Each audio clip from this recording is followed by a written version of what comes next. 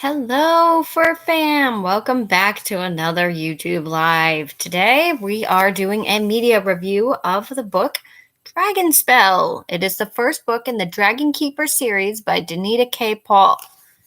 There's her name down at the bottom. The dragon on the cover, his name is Jim. He is a green minor dragon that can heal. There are several characters in this book that I really enjoy. The main protagonist of the entire series, her name is Kale, K-A-L-E.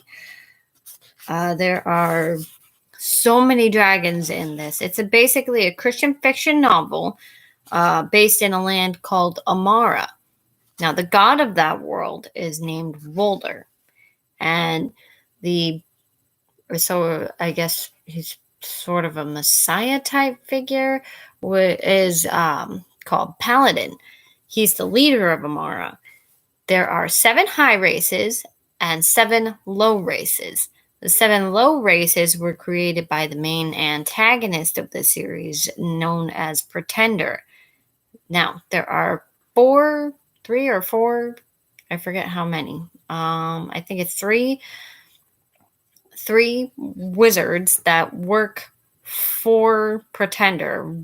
Risto is the main one, and then there is a husband and wife duo, Burner Stocks, and I think the other one is called Cam Aaron. No, he's one of the good guys. I forget what her husband's name is. But Wizard Risto is the main baddie of the first book. He is trying to God, it's been a while since I've read this. He is trying to usurp Paladin and put Pretender on the throne. Now, Kale is the dragon keeper of the series. Her and her father, Kenry, I think? Kenry are the dragon keepers for Paladin. In the first book, Kale doesn't even know she's a dragon keeper until like the middle of the book. She meets 2 of the high races that were sent to find her and bring her to another wizard named Fenworth to train. She went to go to the hall in the main part of the kingdom, the main city called the main city is Vendala, I think. Is that what it is?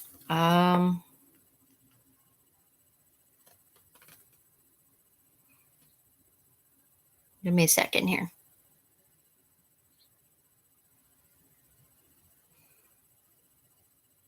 Vendela. Vendela is the main. Here's the map. Here's the map of Amara. I don't know if you can see real well. Maybe I can get in a little closer. It lists where all 7 of the high races mostly live. There are 2 high races that are more or less human, called the Mariones and the Orants. I think I'm pronouncing that right. I'm not entirely sure. Then there's a humanoid dog-like race called Dawniels. One of Kale's main companions throughout the entire series, but especially in the first book, is called Dar, and he's a Dawniel. Then there are the ones that are kind of like elves, and they're called Emerlindians, I believe. There is another race in here known as the Euromes. Those are the giants. And then there's God.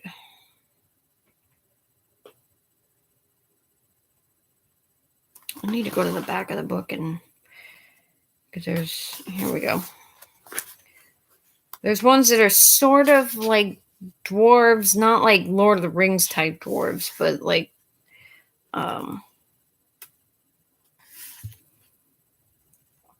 and they are called, that race is called the, where is it? Schumanhofers, I believe. They're mostly like builders and librarians and that type of thing. I know there's 7 high races. I feel like I'm missing one.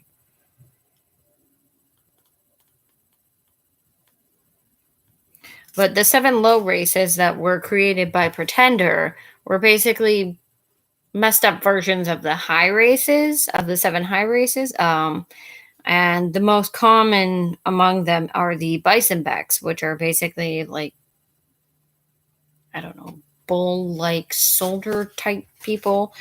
Then there are the Blimmets that are like perversions of the Tumenhofers that they're kind of like rats, I think, or they like to dig a lot and they cause all kinds of like issues, but like they're more of a nuisance than an actual bad guy.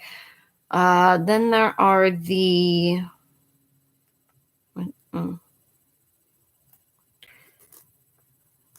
Donium. The Drudum. The Drudum are the weasel-like creatures from the 7 low races. And they're the ones that are a bit of a problem.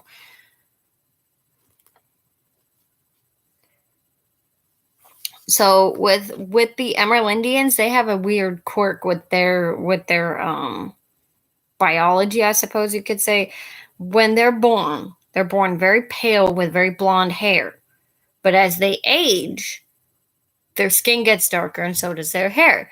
The more they age and the more they learn, the darker their skin and hair gets. They can be between 6 and 6.5 feet tall.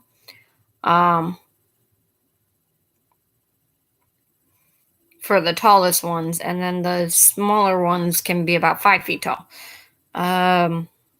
The 5 foot tall ones, they like to live in like caves underneath the ground and whatnot. And then the bigger ones have like larger houses, obviously. Growligs in this are sort of perversions of the giant Euromes. They're kind of like ogres. Growligs are another one of the 7 low races. Actually, the Drudums might not even be a low race technically. I'm not sure. But there's several different classes of dragon. There's the greater dragons, there's the major dragons, and then there's the minor dragons. Hang on a second. Someone trying to call me. So the minor dragons are the main feature of the first story. Oh, I forgot about the Kimmins, right? The Kimmins were the one high race that I was missing. Kimmins are kind of fairy-like things, I guess. Like little fairies that can I guess float maybe. They're no more than 2 feet tall at the highest, and what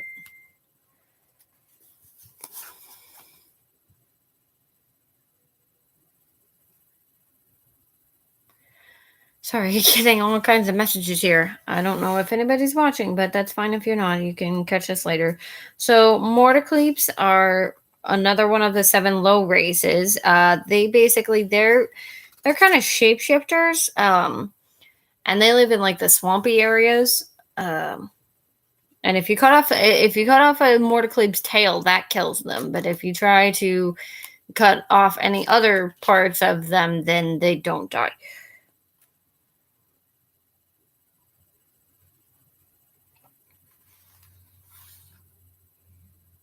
I know. Okay, so the Ratma are another one of the low races where they're very basic. They're not like evil in any way. They're kind of like big kids. You know, they're not very intelligent. They're half man, half animal, and they're used for herding and caring for beasts. So Risto has recruited, I guess would be the proper term, a bunch of these to care for a valley of dragons. And all the dragons in that valley actually belong to Cale's father, Kenry. Cale's father does not come into the story until book 3. There are 5 books in this series. Dragonspell is the first one, which is the one we're talking about today. So at the beginning of the story, Cale is headed to Vendela from her home with the Meriones. She doesn't realize until she meets Leetu Venz, the Emerlindian, and Dar the Dawneel, that she's actually an Orant, not a Merione, because their races are very, very similar in appearance. So she doesn't realize that she's actually of a different race than where she grew up. Her parents left her in this village to protect her when they went off to fight in a war against a pretender. So she didn't know her parents from the time she was a very small child.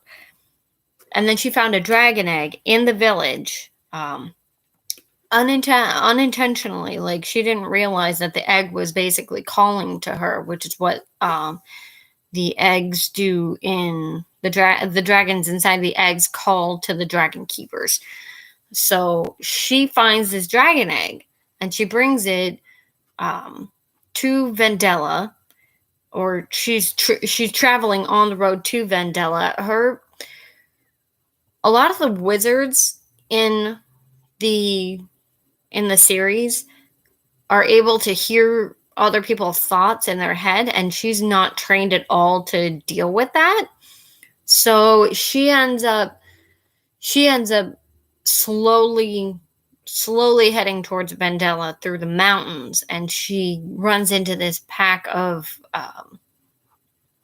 the ogre-like creatures, and they swing her around and basically knock her out and act like they're going to eat her, because that's what they do.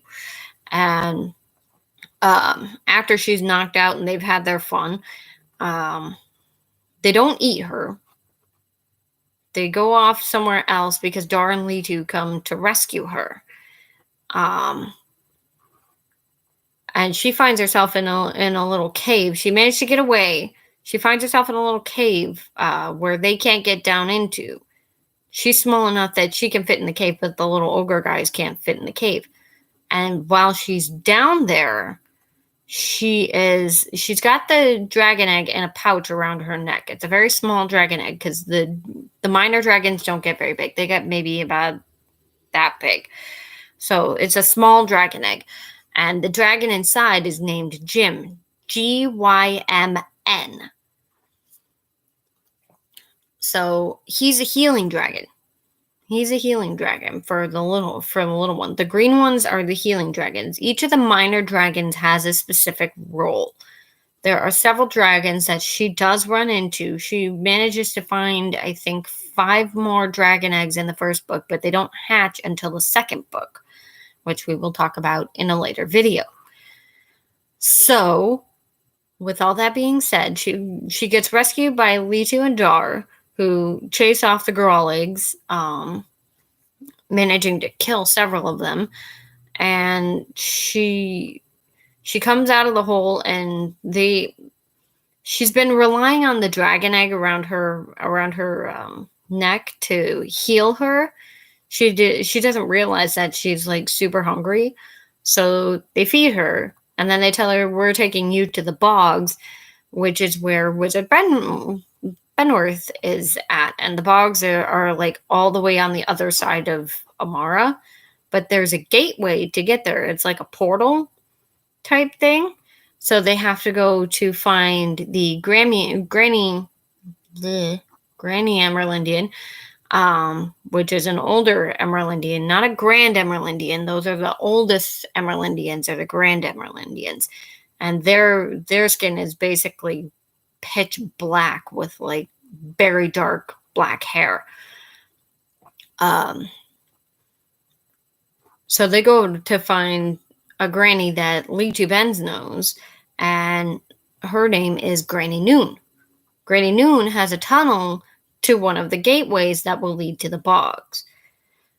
once they get there and they go into the box, along the way, Granny Noon gives Kale a moonbeam cape, which is made from a moonbeam plant, not actual moonbeams, but it's a plant that you can weave into different types of clothing.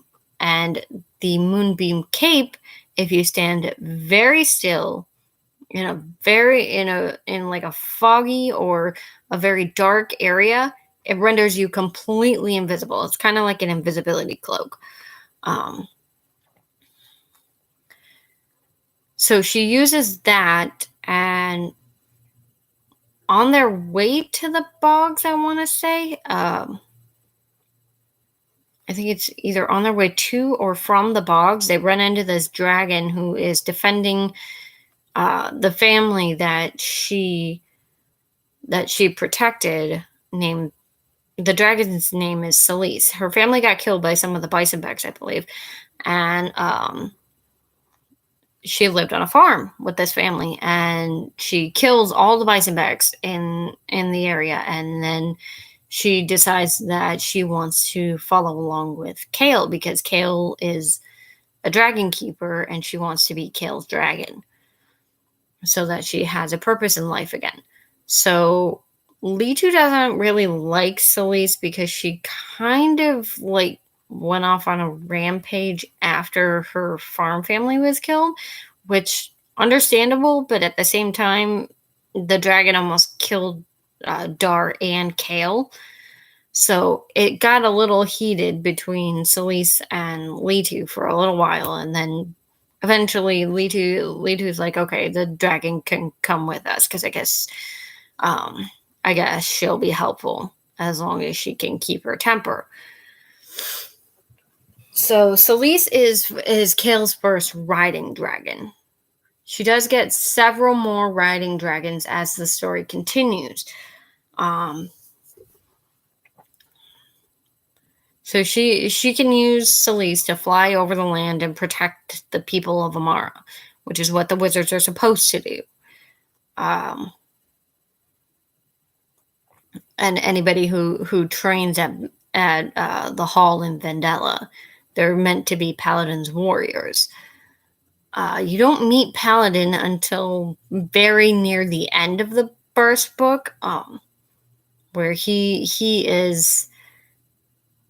has fallen ill, I guess, and he's in a hospital bed. And then when Kale finally gets to him, she's like freaking out because she thinks he's gonna die, and she wanted to serve him, and she doesn't understand why he finds her so very important until he explains it in a vision.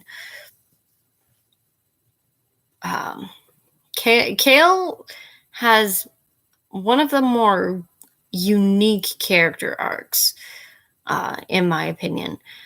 Danita K. Paul wrote this book series so well.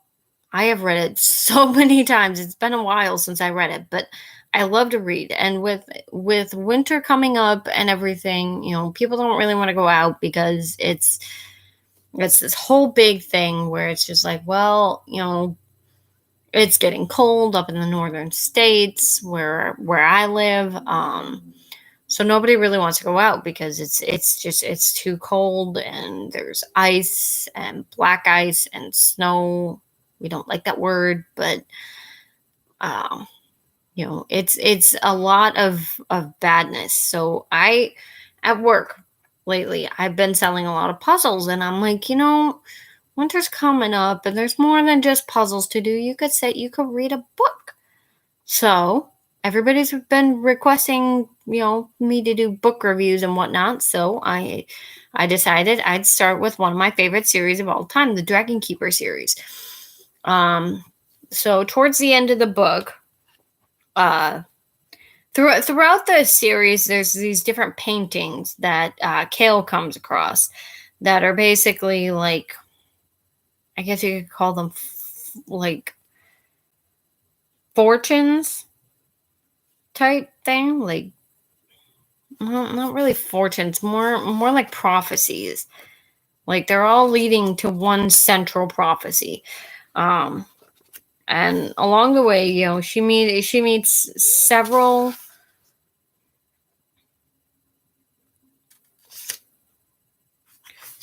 of the different races.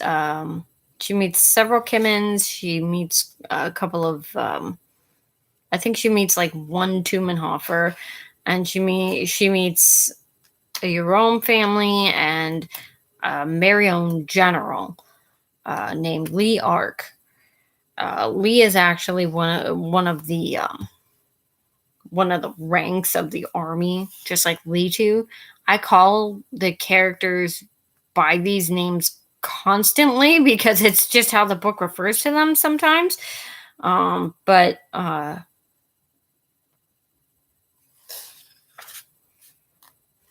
towards the end of the first book, then Kale finally makes it to the hall, um, where she's going to begin her training to be a warrior of Paladin. And like the entire series, she's relying heavily at first on the Moonbeam Cape because she's not a very good fighter yet.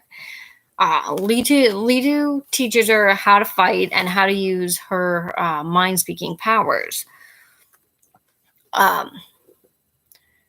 So in that instance, it's very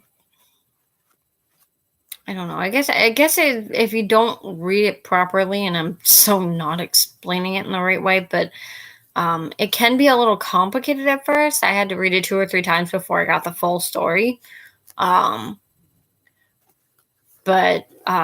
she does, like, when she gets to Granny Noon. We're backtracking again here. When she gets to Granny Noon, when Kale gets to Granny Noon gives her a silk scarf where she can keep the other dragon eggs that she found on the way to the Emerlindians' house. She's got 5 dragon eggs, along with the dragon that hatched along the way, Jim. And then in the second book, we get introduced to more dragons, but that will be a future video. We'll do this as like a mini series inside the main series of my media review. Each book series will be a mini series inside the media review series.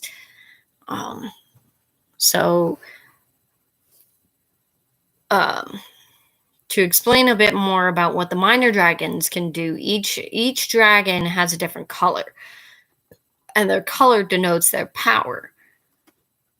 So, like, any of the green minor dragons are healing dragons. The purple ones can sing and memorize lyrics and such. They are there to simply, like, lift people's spirits and be sort of emotional support, I suppose, would be the right way to put it. Kale ends up with one of those called Philia, and why is everybody always trying to call me? I keep getting, what the hell? Whatever. All right, that's fine. So where was I? Oh, right, the dragons. The brown dragons are builder dragons. They can tell if a structure is sound and where best to step if a structure is not sound. So they're sort of protectors, I guess, for building things. So Kale has one of those named Pat, spelled just how you would think it would be spelled. And then there's another dragon that she gets named Ardio. Ardio is a cute little dragon. He's a light dragon. His scales are white during the day, and at night they glow like a light. So light dragons, they have white scales, and at night they act like night lights, or like a lantern almost. If you're out in a dark area and you need to find a safe place, these dragons will light the way. Then there's the tiny little red ones. Now there are red major dragons and red minor dragons. Both of them are the fire dragons. All of them can breathe fire. And that is their main goal.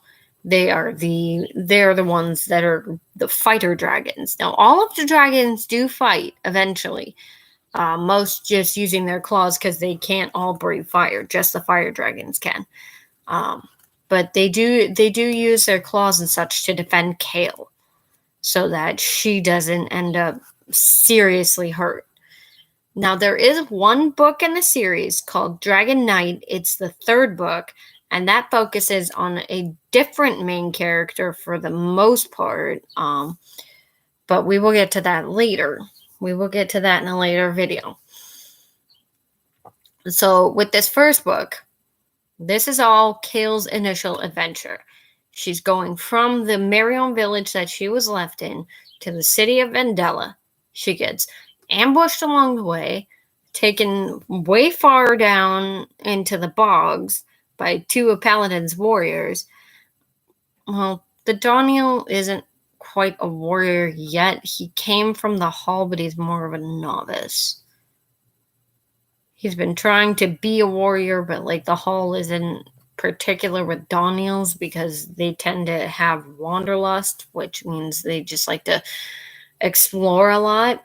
So it's not really useful. They don't take in a lot of Daniels because they have a very short attention span, like a dog, and so they can't train them well, so they don't take in a whole lot of them.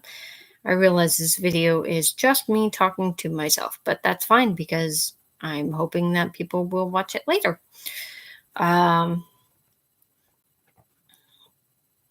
But then she meets Wizard Fenworth, and she starts to learn a little bit about her magic powers. And I think, was it the first book or the second one? It might have been the second. I can't remember, because this should have... Oh, this doesn't have the information about the characters, though.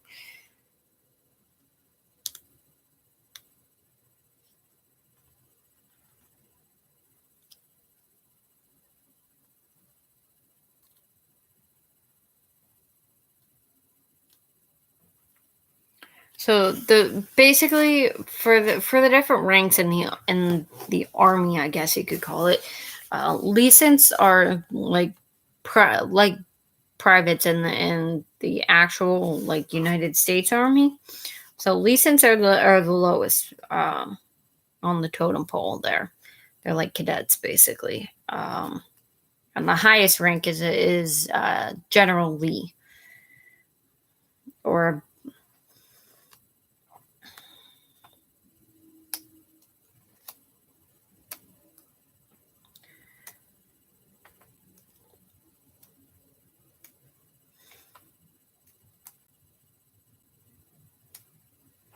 so yeah, Litus are basically two steps down from a plain Lee, and then there's the Major Lee and the General Lee. Those are the higher ranks of the army.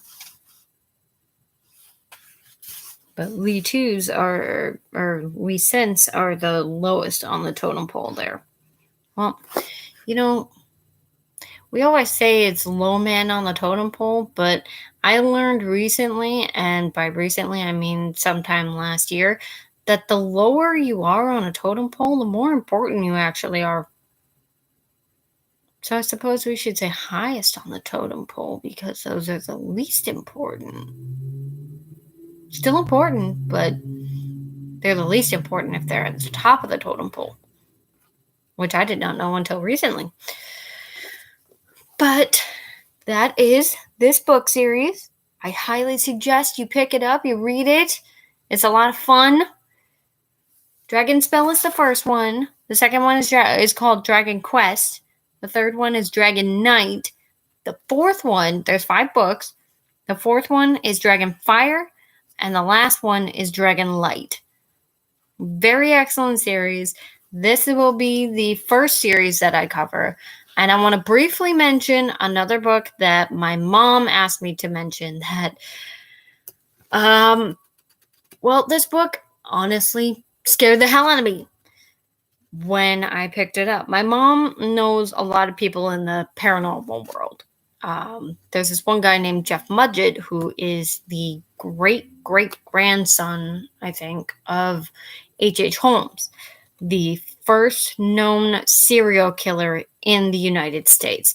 He was also purported to be Jack the Ripper. I don't know if they ever actually proved that, but they say that he was the actual Jack the Ripper. H.H. Holmes, a.k.a. Herman Webster Mudgett, which is his real name. Now, Jeff wrote this book about his great-great-grandfather. He found a bunch of his old letters just laying around in somebody's garage. So he started reading the letters, and he wrote this book called Bloodstains, which is basically, it's sort of a biography of his great-great-grandfather. This book, I got to about chapter 10, I think, and the story of this man scared me so much. It gripped me so bad. I literally wanted to kill my coworkers. I immediately put it down and never picked it back up. I gave it back to my mom and I was like, I'm not reading this anymore. It scared me bad. That book, if you want to pick it up, I'm pretty sure it is available on like Amazon and probably at Barnes & Noble, I'm guessing. Or you can go to like bloodstains.com or something, I think it's called, and order it there. Or you can look it up on Google. I wouldn't recommend reading it, just from my own personal experience, because this book was like, honestly, like, I've read some pretty scary books in the past. This book was worse than all of that. I watch a lot of like supernatural type TV shows and such, right? Now, in the show actually titled Supernatural, they do an episode where it's like the ghost of H.H. Holmes. And they're not in Chicago, I don't think. They're somewhere, I don't remember exactly which city they're in, but it's like, it's where he was imprisoned and later hanged, according to the TV show. I don't know if that's actually what happened, if they hanged him. But there was a prison right next to this apartment building that they're investigating for a ghost problem. And it's the ghost of H.H. Holmes. So the story goes that H.H. Holmes, during the first World's Fair in Chicago, I believe. Was it Chicago? Yeah. Yeah. A bunch of people disappeared, and H.H. Holmes built this place called the Murder Castle. Now, this is actual history. This is verified history. It is now, from what I understand, it was converted into a post office, which terrifying, because why would you want a post office on top of a place where a bunch of people got killed? He built all these like secret tunnels and such in the walls of this building that he had, and he killed so many people. They coined the term multi-murderer to describe H.H. Holmes, because they didn't have the term serial killer back then. They coined the term multi-murderer to describe Holmes. His preference, from what I understand from the show Supernatural, I don't know if this is verified or not, it's possible, was young blonde females, like early 20s type blonde females, and he would take them into this murder castle. Now, he wasn't specifically only targeting blonde women in their 20s. He would target all kinds. But I guess the most that he targeted were the blonde women in their 20s. Um, he would target men, women, it didn't matter to him. He killed with suffocation, starvation, knives, I believe. I don't really remember all the ways he killed. But this is just a brief history of what I have been told. I read in that book. Yeah, it's like honestly the most terrifying thing that I have ever read. And I've read some pretty freaky stuff. I mean, I have this book called Monsters of the Midwest, um, where it talks about Wendigos and werewolves and that type of thing. Now, I fully believe in all of that. I fully believe that werewolves are real, Wendigos are real. If you don't know what a Wendigo is, you need to look that up because it's an old like Native American legend. Basically, during one harsh winter, um, somebody like a hiker or somebody gets lost and they end up having to go cannibal to survive. You know, because they can't find any wildlife or whatever. And eventually they eat enough flesh where they get twisted enough where it's where they're basically little more than like super fast creatures that will literally just kill people and eat them. So Wendigos are dangerous, but back to the H.H. Holmes thing. I don't know how I got this far off topic, but yeah, the book, there was a section in there about a bullfighter, and there was another section about a priest, and it just like it really freaked me out. So if you want to read it, if you're into that kind of thing, like I'm super into like serial killers and that type of thing, but this book was like serial killing to the extreme. Like even as a kid, he was inclined to inflict pain, and he actually enjoyed pain. He was basically a masochist and a sadist. Sadomasochism. Okay, so yeah, this guy was way more twisted than anybody I've ever read about before or after reading that many chapters into that book. But yeah, I was working at Walgreens at the time, and I literally wanted to kill like 4 of my coworkers that night. It freaked me out so bad. So yeah, you can absolutely pick it up. I think it's available on Amazon and Barnes and Noble, or you can look it up on Google and see where you can get it. But yeah, that book, like, I won't read it again. I won't touch it. I won't go anywhere near it. Like, if I see it in a store, I am avoiding whatever aisle it's in because it scared me that bad. No book ever scared me that bad before or since. So that was a really freaky book. But what the heck is?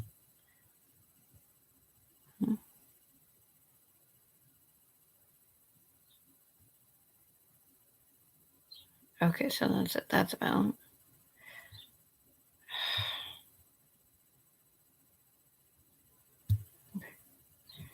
There we go. Now we're down. All right. So you're getting super distracted. But this book series, this is one of my favorite series. This is like a cleansing series for me. Every time I think about bloodstains, I get a very basic form of PTSD because I think of how far I read into it and how much it affected me. So I read lighthearted stories now because I don't want to ever feel like that again. Honestly, very truly one of the freakiest books I've ever read. Not this one, Bloodstains. This book is awesome. I love this book. I really need to get back into reading more. But yeah, if you're looking for something to do this winter, if you're stuck indoors because it's too cold, or there's a lot of snow on the ground, or there's ice everywhere, pick up a book. come watch my video. Pick up a book. Give me suggestions on what book series you want me to read and then review. I'm going to continue with this series first, and then we're going to do the Inheritance Cycle, which is the Aragon series. If you're not familiar with Aragon, Disney, or not Disney, but Fox did Fox Studios did a movie on it, and they like absolutely butchered it. It was terrible. The movie did not really follow the books at all, apart from like the character names and maybe a couple of the plot lines, but like it was terrible. It was terrible. The movie was so bad. Like everybody's got this petition going on Facebook, at least last that I saw. Everybody wants that movie to be redone. Everybody wants that movie to be redone because it's just like they messed it up so bad that like there's this whole petition on Facebook where it's like you need to redo this movie because you guys messed up so bad. Like it didn't follow any of the original plot. Sorry, gotta plug my computer in here because it's about to die. But yeah, we'll do the Inheritance Cycle as the second miniseries, and eventually, once I finish the series that I'm currently reading, it's called the Endgame series. Not Endgame like Avengers Endgame, but like I'll explain more about that in a future video. I've read the first one. I read about a third of the way into the second one, and there's a third book on it. So the books in that series are called Endgame, Sky Key, and Rules of the Game. That one's an interesting series so far that I've read. But I won't discuss that here because we're working on the Dragon Keeper series over here. So we're gonna do that first, and then we'll do the Inheritance Cycle, and eventually I will finish the Endgame series and do a review on that. So, with all that being said, this video is 42 minutes long now. Very long. So, with all that being said, I do have another series coming up that I will try to do once a week if my friend is available. We're going to do a collaboration series on Minecraft with his TikTok and my YouTube. He's gonna record it on his TikTok first, and then he's gonna send it to me, and I will put it up on my YouTube as soon as we can figure out how to get that done. And it's gonna be fun. He's got a realm on Minecraft called Endertown. And so we like to adventure around, and we just have a really fun time just making ridiculous puns. So we're gonna have a series on a different day, not on my book review days, which will probably be for the most part very inconsistent for the time being because of the holidays and everything. God, my hair's a mess. But we're gonna have a series over. I would say on my second channel, but I don't have one. So on a separate, we're gonna have a separate series on this channel for Minecraft videos. I know a lot of people like the gameplay stuff, so I'm hoping I can get more stuff for like the gameplay, more viewers and whatnot. If you're new to my channel, please subscribe. I know my videos are not the greatest right now. I am still working on. I'm basically like an amateur YouTuber. Usually I'm wearing my wolf mask, but like I can't see anything if I'm live and people are talking in the chat. I know this live basically nobody's on, but usually if I'm doing live videos, I won't be wearing my mask unless my brother can join in the video, and then he can tell me what everybody's saying in the chat, and I can respond that way. So we do have random chats here every once in a while, and like I pick a particular topic and then we just get completely off topic by the end of it. It's absolutely a lot of fun. So if you're new here, hit that subscribe button, hit the notification bell so you get notified when I upload. all that jazz. Comment below if you like this video. If you don't like this video, just be nice in your comments, please. I know there's a lot of haters out there on the internet and trolls and such. If you're gonna be that kind of person, don't comment, please. Just, if you don't like a particular series that I'm doing, or if you think I could do something better, just be kind about it, because this is what my audience is requesting. And I would very much like it if you guys could give me suggestions in the comments of things you maybe want to see me do. I can do some Pokemon reviews because I love Pokemon. I play a lot of Pokemon Go. I mean, I don't really go out and play it anymore. I used to when I had friends in the area that would play, and I would play with them. I was playing a little bit earlier, and I found this interesting item in my item storage called a mysterious box, and I was like, well, I read the description on it. Apparently it spawns Meltan.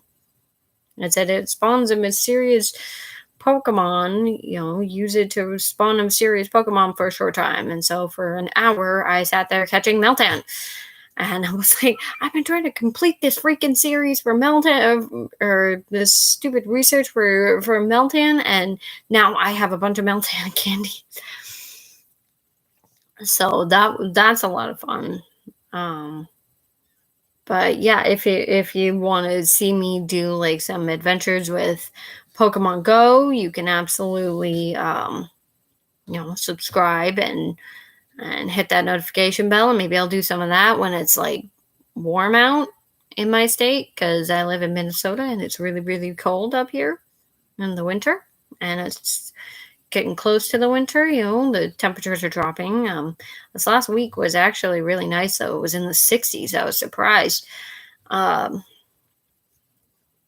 I think that's probably the last nice weekend of the year until like April. So yeah, I probably won't be doing a whole lot outdoors this winter if I do manage to hit 1,000 subscribers, which is unlikely, but I hope I can hit 1,000 subscribers, because I would love to go out and do like explore videos around the state. I've done quite a few of the like explore videos over on my mother's channel. Chloe got LB40, I believe. 40? Yeah. Chloe got LB40 is her channel. And I'm featured in basically all of her videos. I call myself Silver Mist over there. My channel name here is Star Shadow. Those are two of my personas. I have four. The other two are Alana, the Golden Fox, and Adriana, the Werewolf. Yes, I have a werewolf persona. The mask I wear could be interchangeable between Star Shadow and Adriana, because they're both like pitch black wolves. But Star Shadow's eyes are meant to be blue, but the mask I have, the eyes are red. So it's like her when she's like really upset. But I do a lot of videos on this channel about with me in my fursuit, dancing mostly. I do things for like the dance competitions at the convention that I go to every year. Obviously last year I didn't go because COVID, COVID sucks, but hopefully soon that will be a thing of the past and we can move forward in our lives away from the COVID crap, because let's face it, COVID is no fun. Like everybody got the shots, or most everybody got the shots, just so that they wouldn't have to wear masks while they were working. Now I did that, and I still have to wear a mask while I'm working because of the dang Delta variant. So hopefully they can fix that problem, and then everything should be fine, at least I hope, in about 6 months maybe.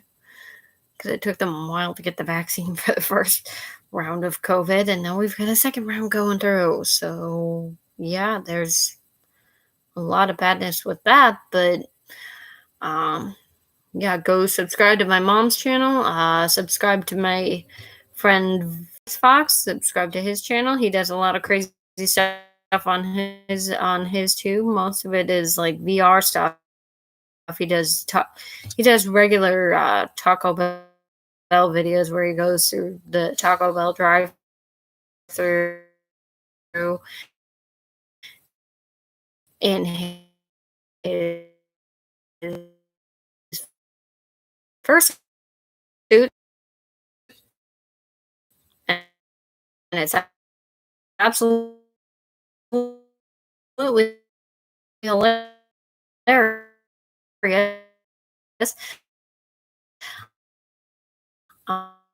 Um, he uses three different first suits for that, I believe. Uh, um,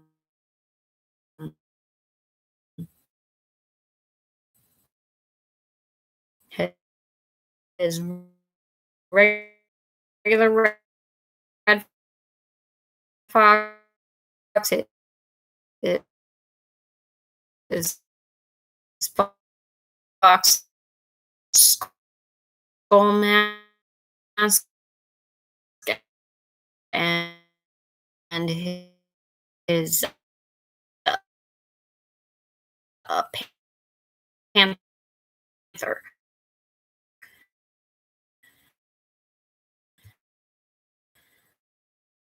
I believe he uses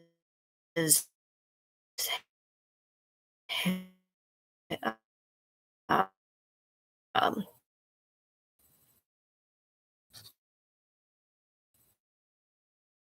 all three of those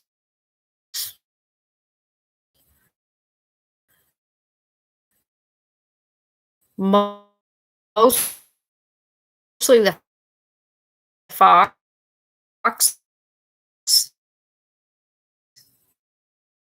He's known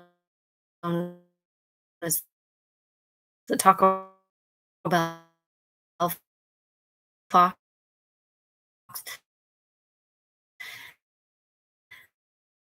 That's his, that's his little series over on his channel. So check that out. Um, um,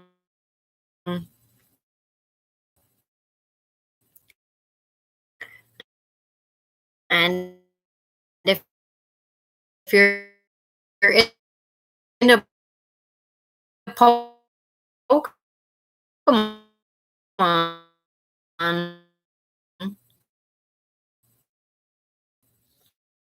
I'm not friends with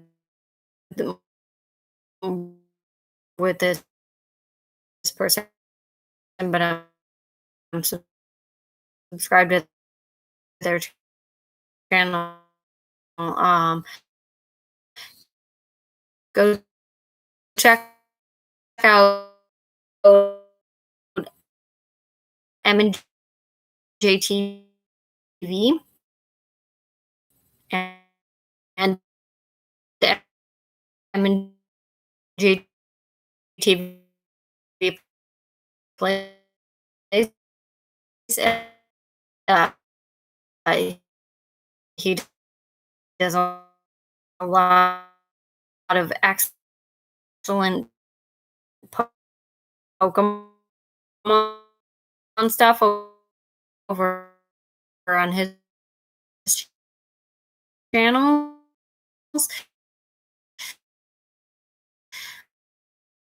Uh, uh, my favorite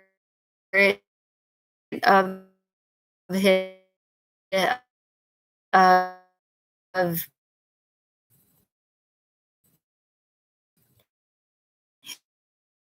his series is his um,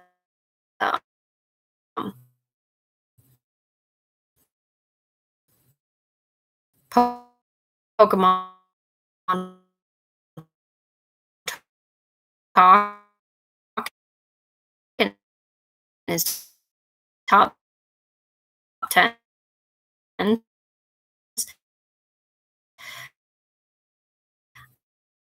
Uh, Pokemon Talk is absolutely hilarious. He's got like a bunch of little Pokemon plushies,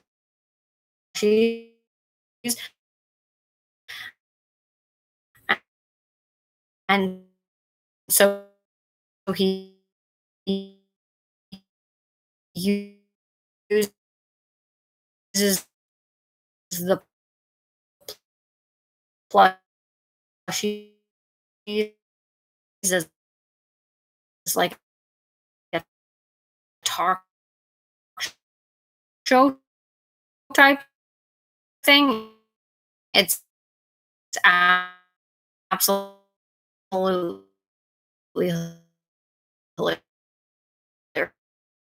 hilarious. It's so fun.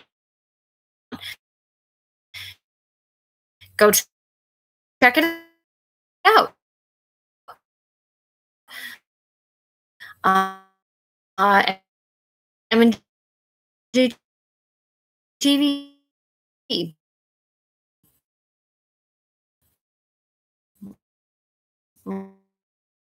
Uh, just type in Pokemon Talk, and and and you'll find his channel